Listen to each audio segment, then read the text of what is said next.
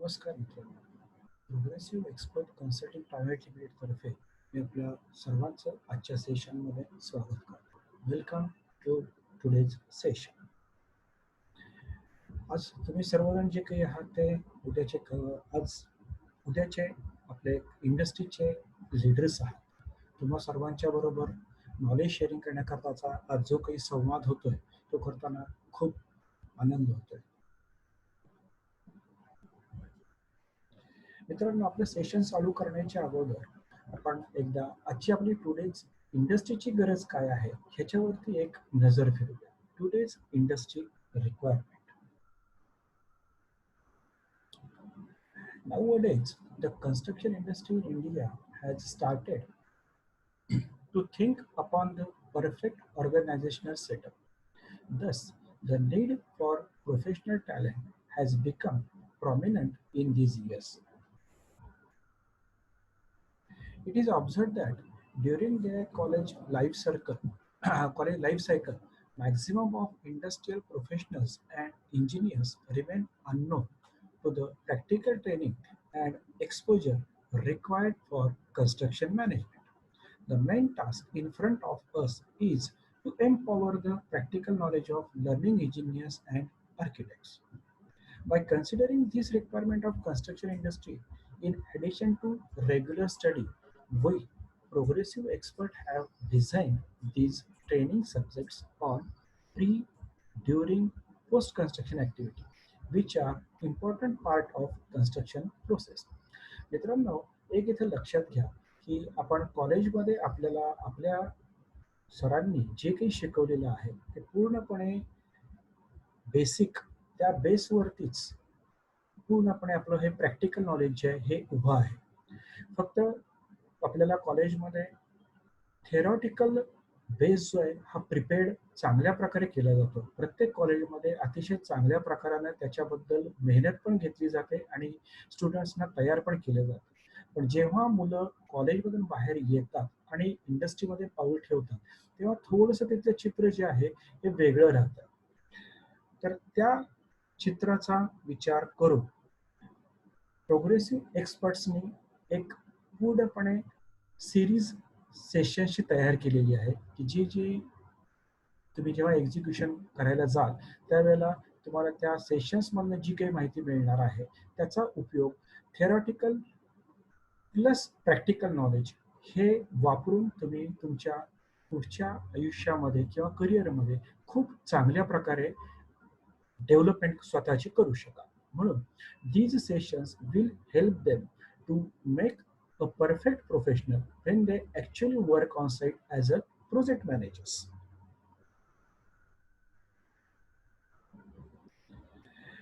हेच मगाशी मी म्हटलं त्याप्रमाणे सर्व ह्या गोष्टींचा इंडस्ट्रीची आजची रिक्वायरमेंट त्यामध्ये आपला विद्यार्थी जो आहे किंवा उद्याचा येणारा इंजिनियर जो आहे त्याला कुठं काम करत असताना मला ह्याबद्दलची माहिती नाही, कमीपणा, कॉलेजमध्ये मला ही गोष्ट सांगितलीच गेली नाही, हा जो काही एक त्याच्यामध्ये कॉम्प्लेक्स तयार होतो तो पूर्णपणे घालवण्याकरता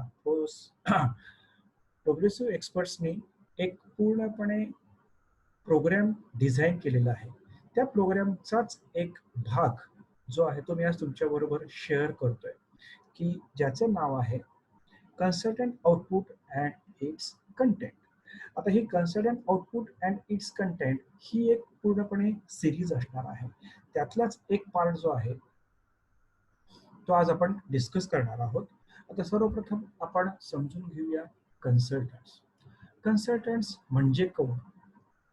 तर आपल्या ह्या संपूर्ण प्रोसेसमध्ये कन्सल्टंट जे असतात ते लीगल कन्सल्टंट असतात, मार्केटिंग कन्सल्टंट असतात, फायनान्स कन्सल्टंट असतात आणि टेक्निकल कन्सल्टंट असतात.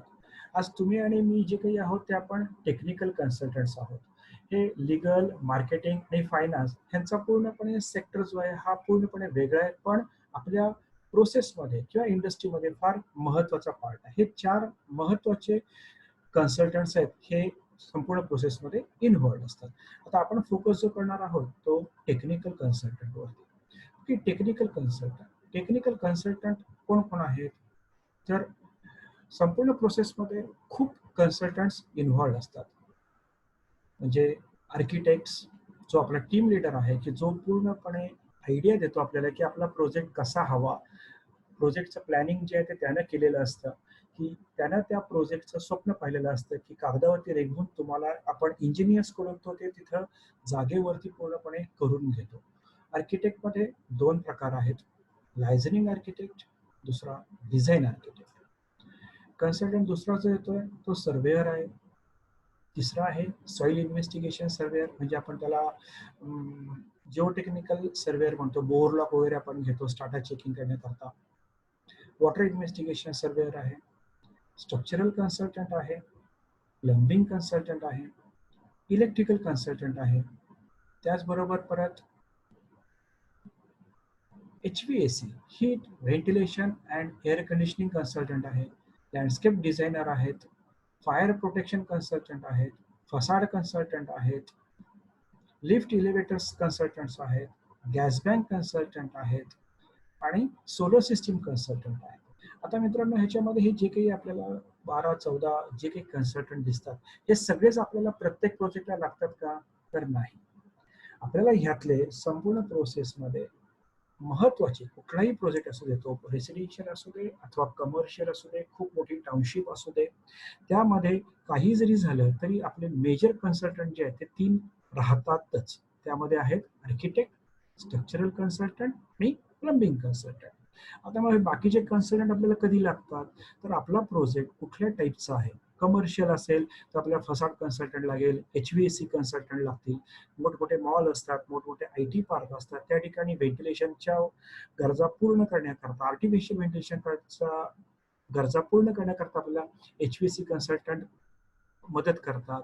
फायर प्रोटेक्शन करता पण मोठमोठे मॉल्स, मोठमोठ्या आपल्या हायराईज बिल्डिंग असते, तर त्या ठिकाणी आपल्याला फायर प्रोटेक्शन करता कन्सल्टंट लागतात. तर depending on the project type आपल्याला कन्सल्टंट जे आहेत ते अपॉइंट करावे लागतात. आता ह्या संपूर्ण कन्सल्टंट्सकडनं प्रत्येकाचं स्वतःचं असं इनपुट, स्वतःचं डिटेलिंग हे पूर्णपणे वेगळं असतं, depending on the architectural plan. म्हणून जे आपण सर्वप्रथम पहिल्यांदा बघितलेलं आहे की आपला आर्किटेक्ट जो आहे हा टीम लीडर आहे. हे आपले आर्किटेक्ट जे आहेत, जे कोणी असतील, ते पूर्णपणे हे पुढचे जे काही आपल्याला 14 जण दिसतात किंवा 13 जण दिसतात, एक्सेप्ट वॉटर बोअरलॉग वगैरे, वॉटर लॉग वगैरे जे काही सर्वेअर असतात ते सोडून, या सर्वांना बेस हा जो आहे तो आर्किटेक्चरल प्लॅनचा राहतो आणि त्या आर्किटेक्चरल प्लॅन वरतीच ही लोक स्वतः त्यांचं रिलेटेड त्यांच्या डोमेन एरियातलं इनपुट जे आहेत ते आपल्याला सुपर इम्पोज करून देतात.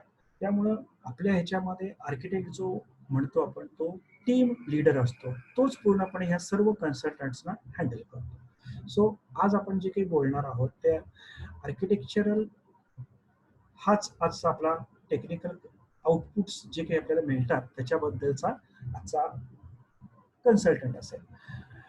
जी काही बाकीचे कन्सल्टंट आहेत, म्हणजे मेजर कन्सल्टंट आपण जे मगाशी म्हटलं की प्लंबिंग कन्सल्टंट आणि स्ट्रक्चरल कन्सल्टंट, ह्यांची पण डिटेलिंग आपली पुढच्या सेशन्समध्ये आपण पाहणार आहोत.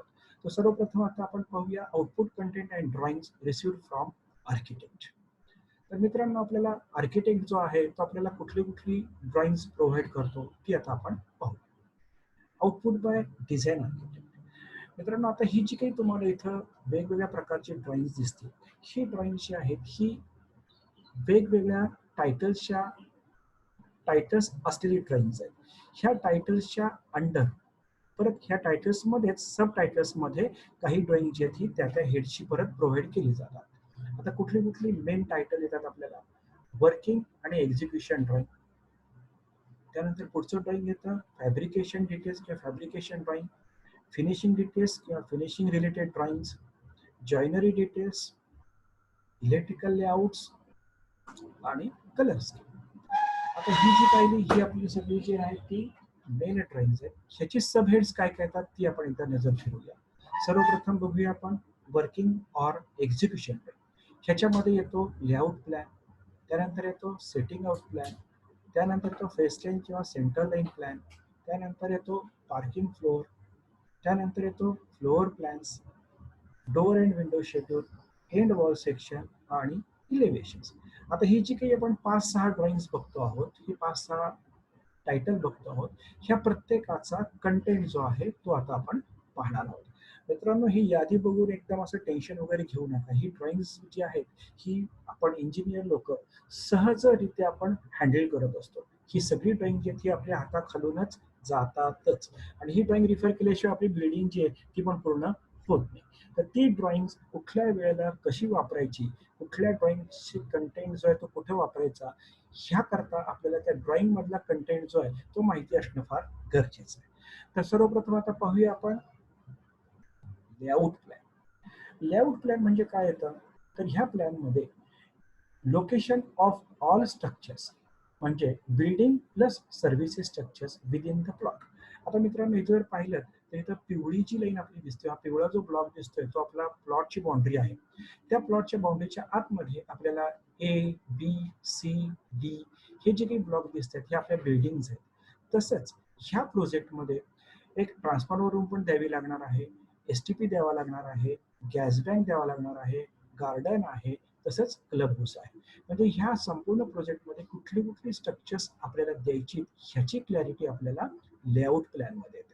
So layout plan is a plan which shows location of all structures within the plot. ह्याच्या पुढचा प्लॅन जो येतो आपला तो आपण म्हणतो आहोत setting out plan, block plan. आता ह्याच्यामध्ये आपण मगाशीच म्हटलं की वेगवेगळी स्ट्रक्चर्स येतात. तर ती वेगवेगळी स्ट्रक्चर्स जी आहेत ती कशा प्रकारे कुठल्या लोकेशनला किती किती अंतरावर ठेवायची आणि कशी ठेवायची ह्याबद्दलची पूर्णपणे आयडिया आपल्याला सेटिंग आउट प्लॅन जो आहे हा देतो. ह्या प्लॅन मध्ये काय काय दिलेलं असतं, तर एक तर तुमची पूर्णपणे प्लॉट बाउंड्री जी आहे ही दाखवलेली असते. त्या प्लॉट बाउंड्रीशी रिलेटेड पूर्णपणे मेजरमेंट जी आहे ती एक्स अँड वाय डिरेक्शन मध्ये दिलेली असतात. फॉर एक्झाम्पल, वाय डिरेक्शन मध्ये जर म्हणाल तर रोड पासून किंवा प्लॉट पासून आपल्या बिल्डिंगचं हे वाय डिरेक्शनचं अंतर असेल. कंपाऊंड पासून प्रत्येक बिल्डिंगचं किंवा प्रत्येक स्ट्रक्चरचं माप. त्याच प्रकारानं बिल्डिंगच्या ज्या काही तुमच्या दोन बिल्डिंग असतील त्या दोन बिल्डिंग मधलं अंतर जे एक्स आणि वाय या डिरेक्शन मध्येच असेल. त्याच प्रकारे जी काही क्लब हाऊस, गार्डन ह्यांच्या पण मधली अंतर ही पूर्णपणे दिलेली असतात. आता ही जी अंतर आहेत ही अंतर आपला जो सँक्शन प्लॅन असतो, जो ऑथॉरिटीने आपला प्लॅन पास केलेला असतो, त्या प्लॅन मध्ये जी अंतर ऍक्सेप्ट केलेली असतात किंवा त्या प्लॅन मध्ये जी अंतर दिलेली असतात तीच अंतर आपल्याला ह्या सेटिंग आउट प्लॅन मध्ये असणं अपेक्षित आहे. आपला हा प्लॅन जो आहे हा प्लॅन आपण रिफर केव्हा करतो, जेव्हा आपण काम चालू करतो त्यावेळेला आपल्याला सेटिंग आउट करून पहिल्यांदा हा पूर्णपणे सर्व ब्लॉक्स जे आहेत हे आपल्याला मार्क करावे लागतात. त्याकरता हा प्लॅन जो आहे तो फार महत्वाचा आहे. आता जेव्हा हा आपले ब्लॉक प्लॅन मार्क करून झाला की त्याच्यामध्ये इंडिव्हिज्युअल वर्किंग आपल्याला प्रत्येक ब्लॉकमध्ये करावं लागतं. फॉर एक्झाम्पल, आता आपण ए बिल्डिंग जी आहे ही जर का एक घेतली तर त्या बिल्डिंगचं काम सुरू करण्याकरता आपल्याला पुढे काय करावं लागेल, तर त्यातली कॉलम त्या ठिकाणी एक्सक्युशन चालू करायचं आहे. एक्सक्युशन चालू करायचं असेल तर एक्सक्युशन झाल्यानंतर त्या ठिकाणी कॉलम उभे करायचे. तर ते कॉलम उभे करण्याकरता पण आपल्याला ड्रॉइंग लागतं की ज्या ड्रॉइंगचं नाव आहे फेस लाईन किंवा सेंटर लाईन किंवा ग्रीड प्लॅन. ह्या प्लॅन मध्ये काय येतं, तर जेव्हा तुम्ही ब्लॉक प्लॅन मार्क करता, ए बिल्डिंगचा तुम्ही ब्लॉक जो आहे तो मार्क करता, त्यानंतर त्या बिल्डिंग मध्ये येणारे कॉलमच्या पोझिशन्स, त्या कॉलमच्या मधली अंतर ह्याची क्लॅरिटी लागेल म्हणून त्याकरता फेसलाईन प्लॅन जो आहे हा प्रिपेअर केला जातो. आता ह्या प्लॅन मध्ये काय काय राहतं, तर ह्या प्लॅन मध्ये जर का तुम्ही पाहिलं तर इथं रेड कलर मध्ये तुम्हाला हे जे काही दिसतात हे कॉलम दिसतील. त्या कॉलम्सच्या सेंटर मधून ह्या डॉटेड लाईन्स तुम्हाला दिसतील. आता हा पूर्ण प्लॅन जो तुम्हाला दिसतोय याच्यामध्ये मी ऍक्च्युली हा अखंड बिल्डिंग न घेता अर्धवटच प्लॅन घेतलेला आहे की जेणेकरून तुम्हाला आयडिया यावी. आता ह्या ठिकाणी जर पाहिलं तर एक स्टार्टिंग पॉईंट दिलेला आहे इथं 0-0, म्हणजे मला एक्स डिरेक्शनला जर जायचं असेल तर मी 0 स्टार्ट पॉईंट माझा इथून राहील आणि वाय डिरेक्शनला जायचं असेल तरी स्टार्ट पॉईंट इथं राहील. आता एक्स डिरेक्शन मधनं जर का मी चालू केलं तर माझं अंतर पहिलं जे आहे ते त्यांनी इथं 150 mm जे आहे इथं दिलेलं आहे. तसंच इथून पण स्टार्ट पॉईंट जो आहे तो माझा त्यांनी एका अंतरावरती दिलेला आहे. त्यानंतर प्रत्येक कॉलम टू कॉलम इथं कॉलमचे नंबर, त्या कॉलमच्या नंबरच्या नंतर इथून स्टार्टिंगचं त्यांचं मेजरमेंट आणि त्यानंतर ऍडिशन होत होत होत ही आपलं पूर्णपणे फेसलाईन किंवा सेंटर लाईन प्लॅन जो आहे तो तयार केलेला आहे. जसा हा वाय डिरेक्शन मध्ये आहे तसाच हा एक्स डिरेक्शन मध्ये पण आहे. ह्याचा उपयोग काय होतो, फॉर एक्झाम्पल आता हा एक मध्येच कुठेतरी कॉलम दिसतोय. हा कॉलम जो आहे तो आपल्या स्टार्टिंग पॉइंट पासून किती अंतरावरती आहे हे पाहण्याकरता आपल्याला या 0-0 पासून जर का आपण पाहिलं तर ही डॉटेड लाईन जी आहे, ही जी काही आपली आलेली आहे, ह्या ठिकाणी अंतर जे आहे ते दिलेलं आहे. म्हणजे ह्या 0-0 पॉइंट पासून आपण जर का हे अंतर टाकलं तर आपल्याला ह्या कॉलमचा सेंटर जो आहे तो मिळणार आहे एक्स डिरेक्शनमध्ये. तसंच जर का आपण वाय डिरेक्शनमध्ये पण जर का आपण पाहिलं तर 0-0 पासून आपला ब्लॉक प्लॅन मधलं पण आपला जो स्टार्टिंग पॉइंट असेल तिथपासून आपल्याला एवढं एवढं अंतर टाकणं हे गरजेचं आहे. म्हणजे आपला फेस लाईन प्लॅन हा आपला मार्क झाला, कॉलम पोझिशन्स मार्क झाल्या. ह्याप्रमाणेच आपण ह्या बेसवरतीच आपल्या बिल्डिंगचे पूर्णपणे फ्लोअर वाईज कॉलमचं मार्किंग स्लॅब झाल्यानंतर करतो. त्याप्रमाणे हा फेस लाईन प्लॅन हा सर्वात महत्वाचा आपल्या करताचा एक ड्रॉइंग आहे. आता फेस लाईन वगैरे सगळी झाली, त्यानंतर सिव्हिल वर्क करण्याकरताचे प्लॅन्स जे आहेत ते आता आपण प्रिफर करायला सुरुवात करतो. त्यातला आता सर्वात पहिला प्लॅन कुठला येईल तर parking floor plan. Face line plan झाला, कॉलम वगैरे मार्क झाले, कॉलम वरती आले. आता त्यानंतर माझी लेवल आली ती पार्किंग लेवल आली. पार्किंग लेवल जे आहेत ते प्लॅन जे आहेत ते 3 प्रकारात मिळू शकतात depending on the type of the project. बेसमेंटला पण पार्किंग प्लॅन असू शकतो, स्टीलला पण म्हणजे ग्राउंड लेवलला पण पार्किंग फ्लोअर प्लॅन असू शकतो. तसंच पोडियम लेवलला म्हणजे फर्स्ट लेवल स्लॅबची जी येते त्या ठिकाणी पण पार्किंग फ्लोअर प्लॅन आपला हा असू शकतो. तिन्ही पण प्लॅन ऍप्लिकेबल होऊ शकतात. आता ह्या पार्किंग फ्लोअर प्लॅन मध्ये काय काय दिलेलं असतं तर सर्वप्रथम ह्या पार्किंग फ्लोअर प्लॅन मध्ये तुमचा हा फ्लोअर ग्राउंड किंवा जो काही रेफरन्स पॉईंट असेल तिथून कुठल्या लेवलला ठेवायचं आहे त्याचं लेवलचं इंडिकेशन जे आहे ते आपल्या ह्या प्लॅन मध्ये पाहायला मिळतं. त्याचप्रमाणे ह्या ठिकाणी फोर व्हीलर आणि टू व्हीलर पार्किंगची अरेंजमेंट कशा प्रकारे केलेली आहे, त्या व्हेकल्स जे काही असतील, ज्या काही गाड्या असतील त्या कशा प्रकारे ड्रायव्हे मधून येऊन त्यांच्या पार्किंग लॉटमध्ये एंटर करणार आहेत ह्याची क्लॅरिटी आपल्याला ह्या पार्किंग प्लॅनमध्ये मिळून जाते. So it gives idea or arrangement of two and four wheelers, driveway positions, traffic pattern, entry and exit and level of floor. तेच आपण आता पाहिलं, पार्किंग दाखवलेलं आहे, हा ड्राइववे आहे, काही काही मधले स्लॉट जे काही दिसत आहेत त्या ठिकाणी इथं टू व्हीलरचं पार्किंग जे आहे केलं जातं. ह्याच्यानंतरचे येतात ते टिपिकल फ्लोअर प्लॅन्स. फ्लोअर प्लॅन्समध्ये काय काय येतं, all horizontal detail dimension in X and Y direction for total floor plate. It gives idea for room dimension, elevation projections, beam grid, column position, wall thickness किंवा wall positions, room nomenclature, positions and nomenclature of door and window opening. आता आपण एक एक एक पाहूया. It gives idea of room dimension. आता जर का एखादी रूम आपण इथं पाहिली ही बेडरूम वर, तर त्यामध्ये हे माप जे आहे ते एक्स आणि वाय डिरेक्शन मध्ये किती ठेवायचं आहे ह्याची क्लॅरिटी आपल्याला इथे दाखवली जाते. त्याच प्रकारानं इलिव्हेशन प्रोजेक्शन. आता या ठिकाणी जर पाहिलं तर इलिव्हेशन मध्ये इथं आपल्याला त्यांनी इथे छज्जा प्रोव्हाइड केली. तो छज्जा जो आहे तो किती एम न बाहेर काढायचा आहे ह्याची क्लॅरिटी आपल्याला ह्या प्लॅन मध्ये मिळते. बीम इथे जे काही आपले आरसीसी बीम येणार आहे ते बीम जनरली बीमची विड्थ आणि वॉलची विड्थ ह्याच्यामध्ये जनरली फरक असतो. जनरली आपल्या वॉल जे आहेत ह्या 6 इंचाचे येतात आणि बीम जे आहेत ते आपले 8 इंचाचे येतात. तर तो बीमचा ऑफसेट जो 2 इंचाचा असेल तो कुठल्या साईडला द्यायचा, कसा द्यायचा ह्याचे पूर्णपणे मार्किंग जे ते आपल्याला ह्या प्लॅनमध्ये पाहायला मिळतात. फॉर एक्झाम्पल आता इथं जर का तुम्ही पाहिलं तर एक स्लाइटली एक ग्रे कलरची लाईन तुम्हाला इथं फेंट दिसेल. वॉल जी ती तुम्हाला इथं दिसेल. तर ही बीमची ग्रीड आहे, इथं बीमची ग्रीड आहे, ही बीमची ग्रीड तुम्हाला इथं दिसते आहे, इथे एक बीमची ग्रीड दिसते आहे. ही बीमची ग्रीड जी आहे ती पण मार्क केली जाते. ह्याचा उपयोग आपल्याला स्लॅब ठोकताना होतो. त्यानंतर बीम ग्रीड, कॉलम पोझिशन.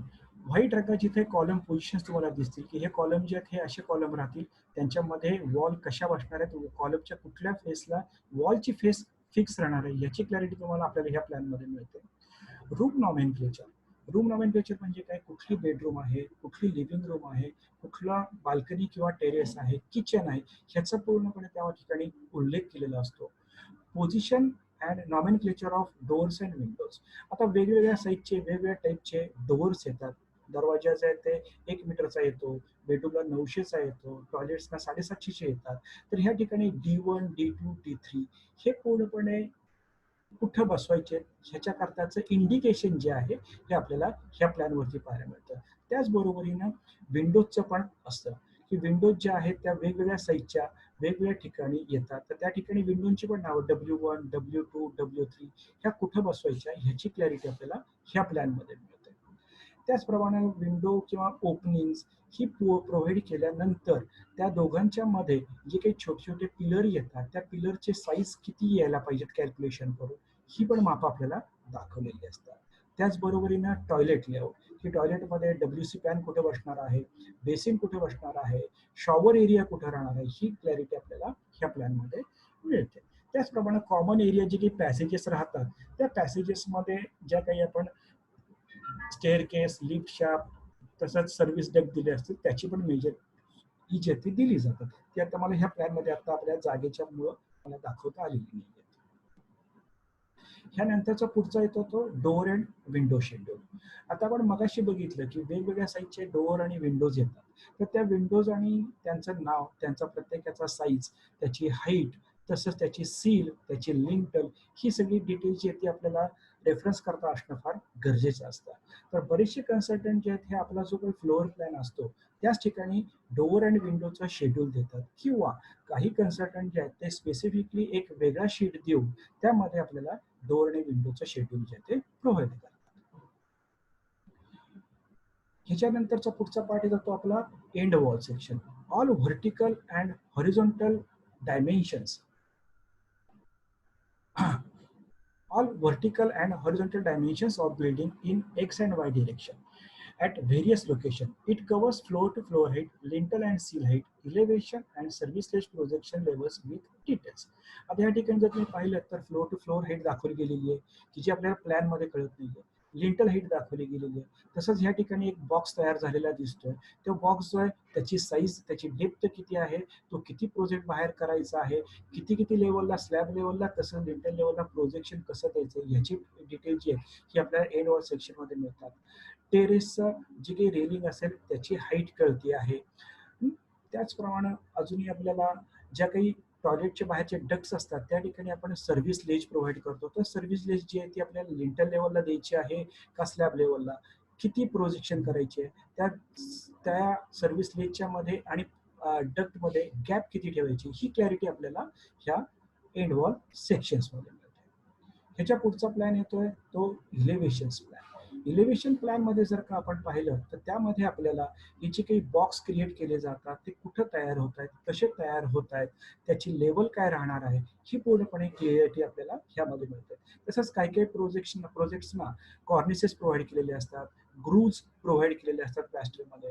तर त्या ग्रूव्ज कुठं कुठं प्रोव्हाइड करायचे आहेत, काही प्लॅस्टर बँड दिलेले असतात ते कुठं प्रोव्हाइड करायचे ह्याचे पूर्णपणे लेवलच्या इंडिकेशनसह डिटेल दिलेली असतात. आता लेवलची इंडिकेशन म्हणजे जर म्हटलं तर हे पहा या ठिकाणी काही काही ठिकाणी इथं आपल्याला प्लस 1 फूट 9 इंच, इथं परत 1 फूट 6 इंच वगैरे असं जे लिहिलेलं आहे हे आपल्याला रेफरन्स पॉईंट पासून किती आत आणि किती बाहेर ही मेन्शन केलेलं असतं. आता मित्रांनो ह्या ठिकाणी वर्किंग ड्रॉइंगचा जो आपण एक 6-7 ड्रॉइंगची यादी पाहिली होती ती आपली ह्या ठिकाणी संपली. आता ह्याच्या पुढचा पार्ट आहे तो फॅब्रिकेशन डिटेल्स. फॅब्रिकेशन डिटेल्समध्ये परत 3 प्रकारे आपल्याला ड्रॉइंगची डिटेल्स रिफर करावी लागतात. एक जे आहे ते विंडो ग्रिल डिटेल, दुसरा आहे railing details for terrace as well as staircase आणि सेफ्टी डोअर्स किंवा French door details. Safety doors किंवा फ्रेंच डोअर डिटेल्स हा पार्ट आहे तो पूर्णपणे आपला स्पेसिफिकेशन्सवरती अवलंबून आहे. आता जर का फॅब्रिकेशन डिटेल्स आपण पाहिली तर ह्या ड्रॉइंगमध्ये काय काय कव्हर केलं जातं. This drawing covers material section size to be use, horizontal and vertical spacing of MS members, height and length, fixity details, locking details, etc. with plan, section and elevation. आता ह्यामध्ये तुम्ही पाहिलं तर मटेरियल स्पेसिफिकेशन की square M M square pipe इथं वापरण्याबद्दल ते सांगतं की 25 mm चा स्क्वेअर पाईप वापरा, 25 mm इथे एक प्लेट लावा, त्याचबरोबरीनं इथं 10 mm स्क्वेअर बार वापरा. ही डिटेल्स जी आहेत ही आपल्याला ह्या प्लॅनमध्ये पाहायला मिळतात. तसंच सेक्शनमध्ये जर पाहिलं तर ही जी काही खिडकी आहे ह्या खिडकीपासून किती अंतरावरती आपलं ग्रिल जे आहे ते बसायला पाहिजे ह्याचं डिटेल जे ते आपल्याला ह्या फॅब्रिकेशन डिटेल्समध्ये प्रोव्हाइड केले जातात. त्याच्यानंतरचा आपला पार्ट येतोय फिनिशिंग डिटेल्स. फिनिशिंग डिटेल्समध्ये आपण पाहतो आहोत की फ्लोरिंग डिटेल्स, किचन ओटा डिटेल्स आणि सिलिंग फिनिशिंग डिटेल्स. फ्लोरिंग डिटेल्समध्ये जर का पाहिलं तर ह्यात आपल्याला काय काय पाहता येतं. This drawing gives idea of tile arrangement of every room. आता मित्रांनो तुम्हाला माहितीच आहे की आता मार्केटमध्ये वेगवेगळ्या साईजच्या टाईल्स ज्या आहेत त्या अवेलेबल असतात. म्हणजे काही काही 600 बाय 600, 450 बाय 450 किंवा 12 बाय 300 बाय 300च्या साईज. आता आपल्या रूमचा साईज, फ्लॅटचा साईज आणि त्याचा एस्थेटिक हा विचार करून आर्किटेक्ट आपल्याला पूर्णपणे आपले जे काही स्पेसिफिकेशनमध्ये टाईलचा साईज दिलेला असेल, त्याप्रमाणे ह्या टाईलच्या ग्रिड जे आहेत त्या बनवून देतो. त्या बनवताना तो एस्थेटिकली विचार करतो, की पूर्णपणे अख्ख्या स्टाईल शक्यतो व्हिजिबल व्हाव्यात. तुकडे वगैरे जे येत असतील ते एका साइडला जावेत, की जे फर्निचर लेआउटमध्ये खाली कव्हर होतील. तसंच जी काही टाईलच्या जॉइंटची लाईन असेल, ती शक्यतो जेवढी कंटिन्युअस देता येईल, तेवढी कंटिन्युअस द्यायची. ह्याच्यामध्ये त्यांनी वेस्टेज फॅक्टरचा पण विचार केलेला असतो. तर ह्याच्यामध्ये आपल्याला आयडिया काय काय येते, "this drawing gives idea of tile arrangement of every room, toilet, terrace, passage with size of tile." ह्याच्यामध्येच त्यांनी टाईल कुठनं लावायला स्टार्ट केली, म्हणजे स्टार्टिंग पॉईंट दिला, की मग आपल्या अख्ख्या टाईल येतील ह्याचा पण विचार करून मार्किंग करून दिलेलं असतं. त्याच्यानंतरचा पुढचा प्लॅन आहे तो आपला किचन ओटा लेआउट. किचन ओटा हा एक खूप महत्त्वाचा फिनिशिंग आयटम आहे. This drawing gives idea about location, height, width and support arrangement for kitchen ओटा. Sink position provided in kitchen ओटा. Dado tiles arrangement. आता इथे जर का तुम्ही पाहिलं तर इथं हा आपला प्लॅन आहे. ह्या प्लॅनमध्ये ह्या डॉटेड लाईन जे दिसतात इथे हे व्हर्टिकल स्टँड जे आहेत हे इथं प्रोव्हाइड करायला त्यांनी आपल्याला डिटेल दिलेला आहे. सिंक पोझिशन दाखवली आहे. प्लॅ एलिव्हेशनमध्ये जर का पाहिलं तर त्यांनी A, B, C असं एलिव्हेशनचं इंडिकेशन केलेलं आहे. इथं जर का ए एलिव्हेशन पाहिलं तर इथं ह्या वॉलवरती येणाऱ्या टाईलची अरेंजमेंट कशी करायची हे डिटेल इथं दिलेलं आहे. ओट्याची हाईट किती ठेवायची ही डिटेल दिलेलं आहे. दुसऱ्या एलिव्हेशनमध्ये सिंकच्या खाली किती जागा ठेवायची, किती गाळा ठेवायचा ह्याची आयडिया दिलेली आहे. सी इलेव्हेशनमध्ये प्रोजेक्शन दिसते की बिल्डिंगची ह्याची विड्थ आपल्याला ओट्याची किती ठेवायची. तर ही क्लॅरिटी आपल्याला ह्या डिटेल्समध्ये मिळतात. तर here ends the finishing details. Joinery details. Joinery डिटेल्समध्ये आपल्याला पूर्णपणे कुठले कुठलं मटेरियल किती किती साईजचं वापरायचं आहे, कशा प्रकारे वापरायचं आहे ह्याची आयडिया मिळते. म्हणजे फॉर एक्झाम्पल आपण दरवाजा जो काही बसवतो, तो दरवाजा हा बांधकाम जे आहे आपलं साधारणतः फिनिशिंग होऊन 8 इंचाचं होतं. आता 8 इंचाचं झालं तर तिथे जो काही आपल्याला डोअर फ्रेम बसवायची आहे, ती 8 इंचाची बसवायची का 4 इंचाची बसवायची ह्याची क्लॅरिटी जी आहे ती आपल्याला जॉइनरी डिटेल्समध्ये मिळते.